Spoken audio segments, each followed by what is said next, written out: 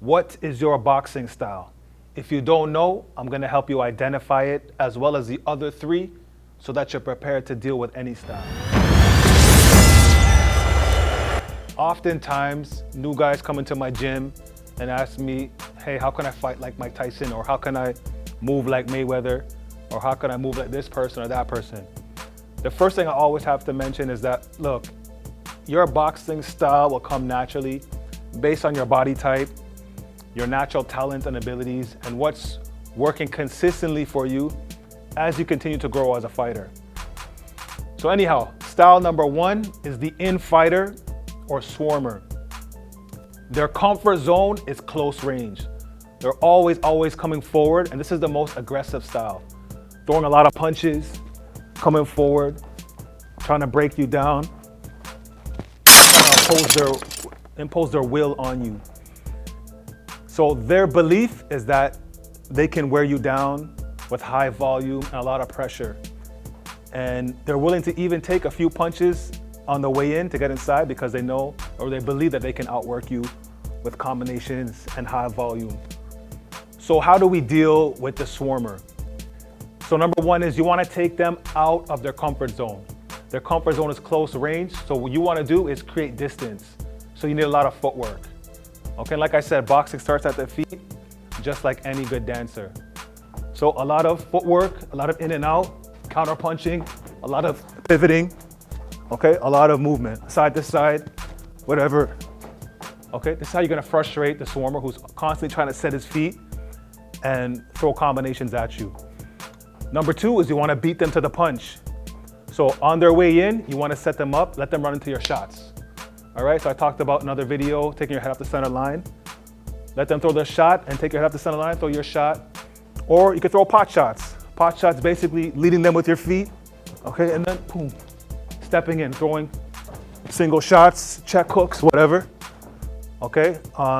But the idea is you don't want to engage with them too much on the inside because that's where they're comfortable, that's where they like to do their work.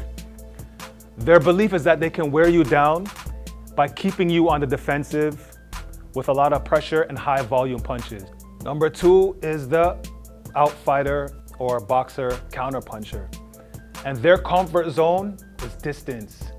As opposed to the swarmer, the boxer counter puncher is normally stepping back or taking angles, always trying to create distance, always trying to set up counter punches or even pot shots.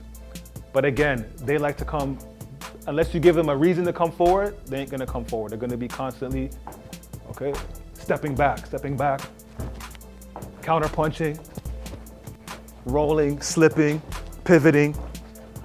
Okay, this is the boxer counter puncher. The reason I like to counter punch because it's the safest way to engage without getting hit. Normally, a lot of fighters become vulnerable after they throw punches. So what counter punchers like to do, boxers like to do, is to set traps, okay? Counter punch, pull, counter, roll, slip, step back. It's the safest way to engage your opponent without getting hit. These boxers tend to have incredible speed, timing, and skill.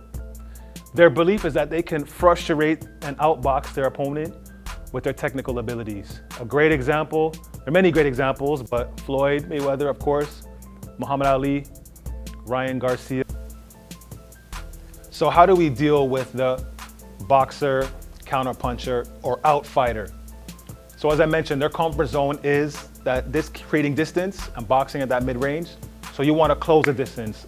Always coming forward, putting the pressure on them, making them react. That's the key.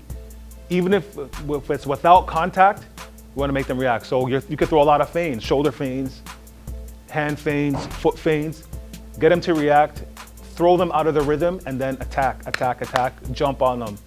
So these outfighters, they like to be very slick. They don't like to get hit a lot. They don't like to get hit, period. So what you want to do is get in that close range and rough them up. You know, get them to fight you in the pocket. They don't want to do that. Make them do that as much as possible anyway. But you'll notice with these fighters, they're always going to try to grab, clinch, or pivot or escape. What you want to do is cut off the ring, force them into close combat, rough them up. Don't be dirty, don't headbutt, don't low blow. Some pro fighters like to do that when they're in trouble. No need for that. Skills pay the bills, get in the pocket, do your thing, and that's how you're gonna overcome the outboxer. The third style is the boxer puncher, and this is the most dynamic of all the styles because they have the technical ability and skill as well as the power at both mid and close range. So if they want, they can box you at the mid range,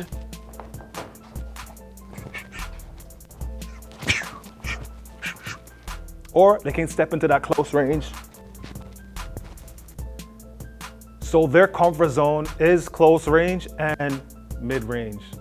They're happy to engage at any range.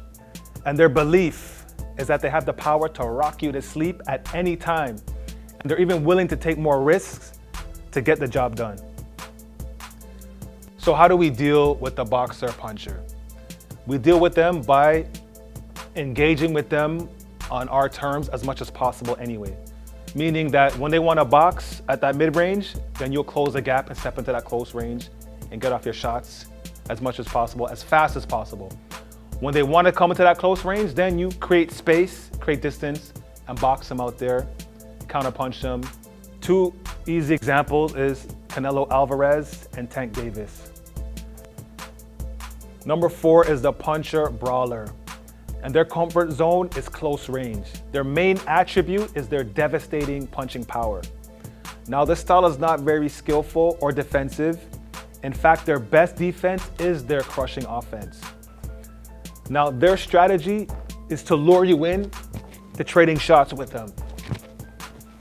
And they don't mind eating a few to land their shots because their belief is that they can discourage you, they can break your will, break you down, and eventually finish you off.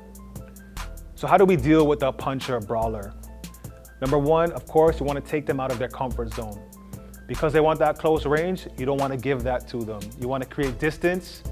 The easiest way to do that, obviously, is using your feet. So a lot of circling, a lot of sidestepping, of course, a lot of in and out. Okay, so create distance, throwing a lot of counter punching because these guys, very strong. They're always throwing those big shots, overhands, hooks, uppercuts.